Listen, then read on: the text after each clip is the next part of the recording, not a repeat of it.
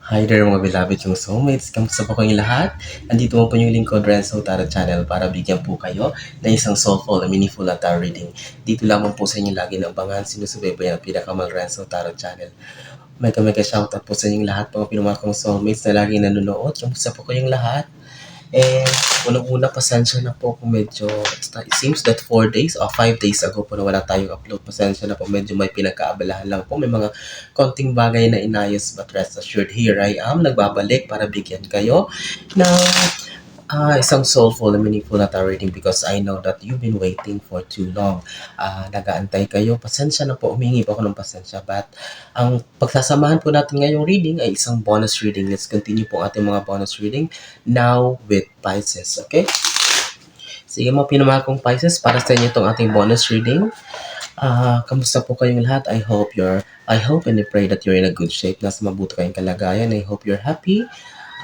I hope you're healthy and I hope you're safe. Sa ating mga kababayan sa buong Pilipinas at sa buong mundo, mga overseas Filipino workers or OFWs na laging nanonood at nakasubaybay, maraming salamat po sa inyo. Sige. Last one shuffle out. Huwag na natin patagalin pa para sa yung bonus reading, Pisces. Okay. Kunin na natin yung isang baraha. Spirit Universe, Spirit Guides, Angels, Ancestors. Please give us 10 cards for our bonus reading for Pisces. Again, maraming salamat po sa inyong walang sawang tiwala, support at pagmamahal. Kung wala po kayo ay wala pong success ng Renzo Tarot Channel. And again po, kapag naka-resonate po kayo sa ating reading ngayon at nagustuhan nyo po, huwag nyo pong kalimutang mag-comment. Nagbabasa pa ako ng mga comment at nag-reply. And of course, like, share, at ang pinaka-importante sa lahat ay ang i-subscribe po natin. Okay, so far meron na tayo, Pisces, ng 4 na baraha. Last 6 cards, Spirit Universe, Spirit Guides, Angels, Ancestors. 6 cards please for our bonus reading for Pisces.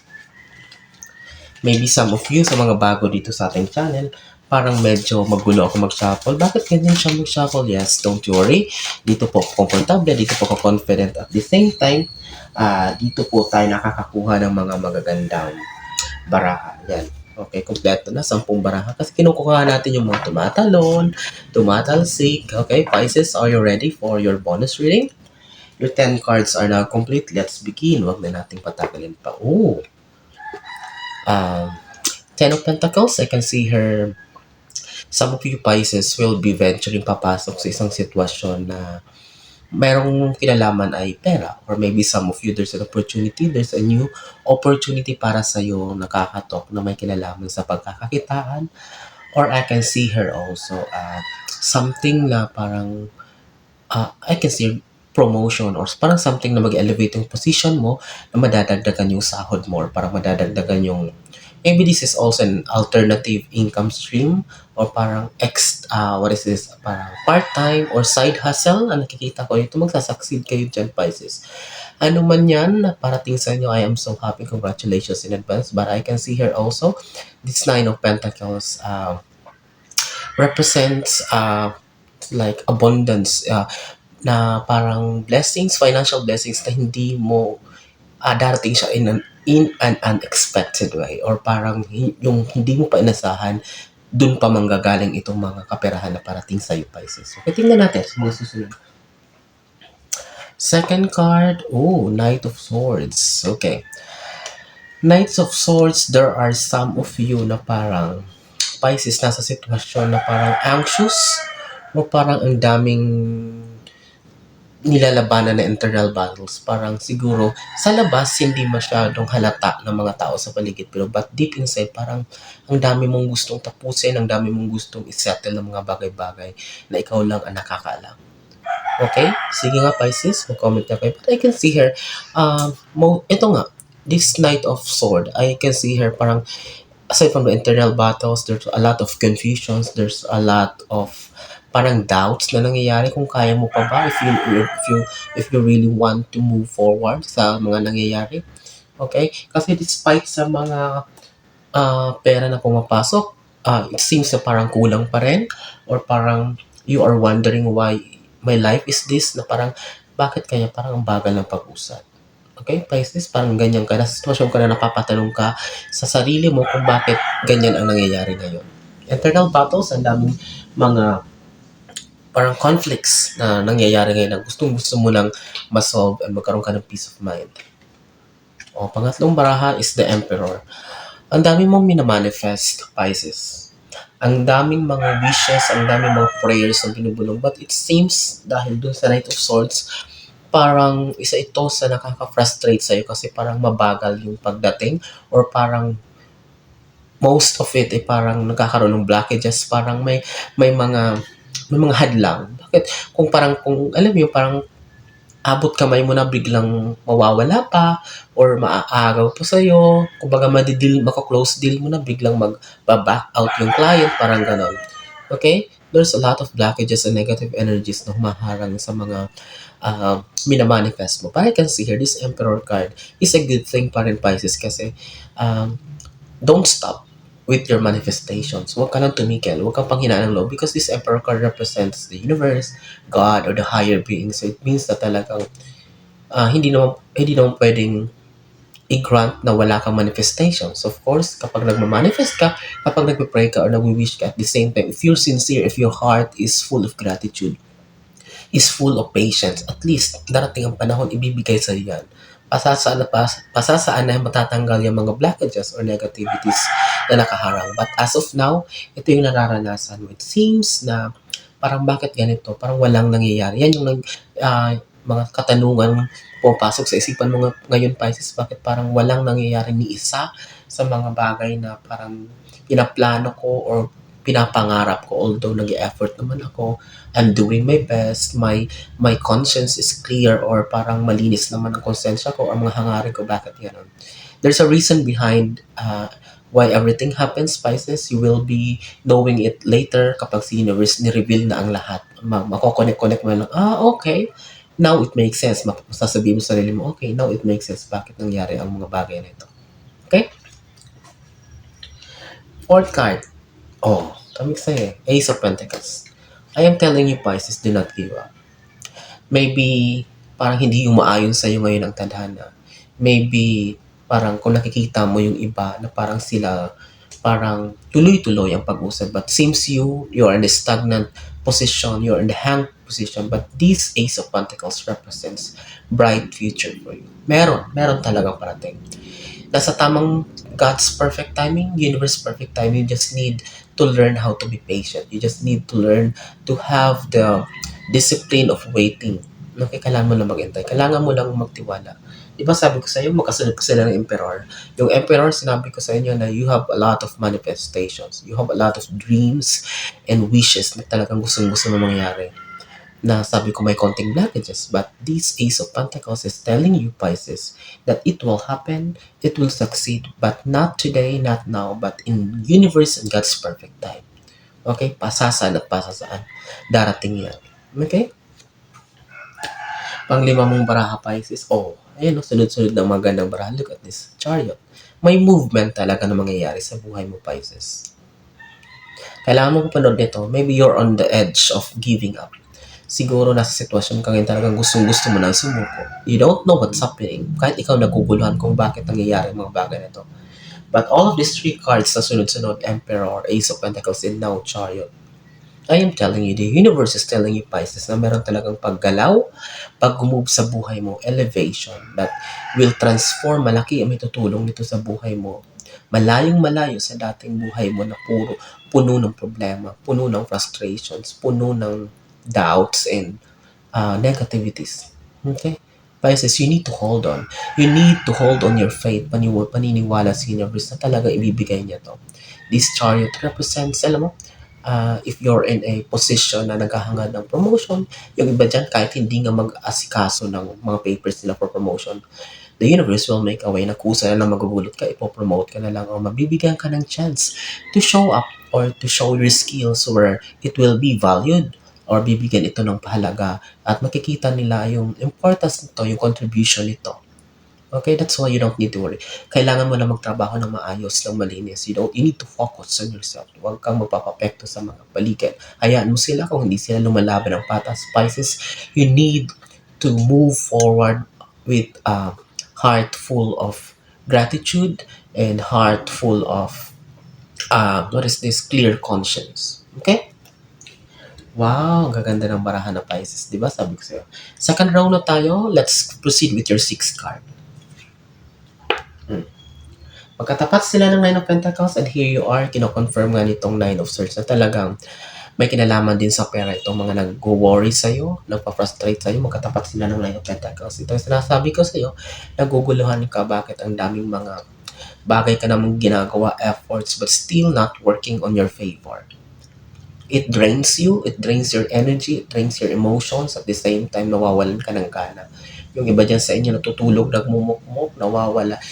It seems na parang ayaw makiusap na tayo. It's because, actually, parang hopeless ka rin dito. Parang, ang dami mo rin hinihingi ng tulong at parang walang lumalapit sa'yo para tulungan ka. Or parang yung iba, nakakadagdag pa dito sa frustration mo is yung you're expecting that person to help you but parang wala, hindi ka talaga tinulungan, tinalikuran ka ngayon. That's why, maybe you're thinking, nung panahon, nung mga na sila nangailangan, binigay ko lahat, but bakit ngayon, you are asking yourself, do I deserve this? Okay, yes, hindi mo naman kontrolado lahat ng pangyayari, but that is a lesson learned for you, Pisces. Okay, that next time, priority yourself. Walang masamang tumulong pero wag ibubuhos ang lahat kasi kapag ikaw na mag-isa na kailangan ng tulong, here you are, walang tutulong sa'yo. You need to get up, kailangan bumangon, kailangan mong magsikap muli, and you need to stand in your ground alone. Makakabangon ka with those beautiful cards na lumabas, but as of now, at least nakita mo na, na-discover mo na kung sino ba talaga ang mga dapat mong i-value o mga taong pinapalagan ka. It's because during your worst time, during your time of crisis, kung sino ba ang andyan para sa'yo. Okay? But this card, Nine of Swords, is telling you, is manifesting that you are in a situation of confusions and carrying heavy burdens on especially problems in your heart. Okay, Pisces na susundan. Let's continue with your 7th card. Oh, here, Knight of Swords, nakatapat siya sa Four of Pentacles. Okay, yung babitong bara is Four of Pentacles. Connected siya dun sa Ace Pentacles. Sabi ko, sabi ko may, you've been promised by the universe with a big opportunity na parating. You just need to wait for that perfect time. Kailangan mo lang magtiwala. But here, this Four of Pentacles, look at the background. It's a skyscraper. So, sabihin, higher, magagandang opisina, matataas na building. So, you have a very mataas daw yung pangarap mo or talagang hindi ka basta nangangarap ng putyo-putyo lang na parang hindi mo ginagawa itong bagay nito parang pang takip butas lang. Talagang ginagawa mong lahat ito for a long term, parang pangmatagalan na makakatulong sa'yo. That's why you're doing your best daw para gawin ang lahat, magsumikap. And of course, the manifestations because you have a lot of dreams. Mataas ang pangarap mo. Matayog ang pangarap mo not only for you but for your family and for the people that you love. These Four of Pentacles represents kumbaga mga pangarap, mga manifestations na talagang gustong-gusto mong matupad na talagang magbibigay sa'yo ng financial stability. Talagang, alam mo yung parang gusto mo lang mag-retire early para at least makapundar ka lang ng mga pangarap mong farm o kung ano man yan na gusto mo na, alam mo yung parang you want peace of mind at early time.